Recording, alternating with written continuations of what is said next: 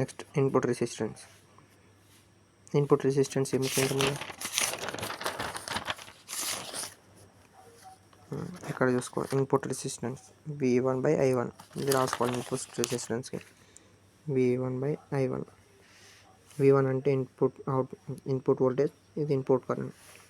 ఇప్పుడు V1 ఉంది. V1 అంటే ఏంది మనకి ఇక్కడ V1 ఈక్వేషన్ ఉందా V1. సో ఈ ఫస్ట్ ఈక్వేషన్ తీసుకుంటాం.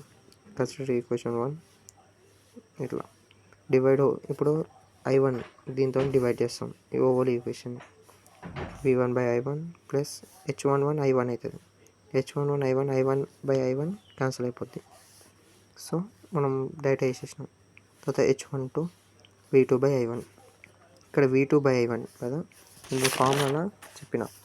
V2 = IR output current by output voltage, output resistance.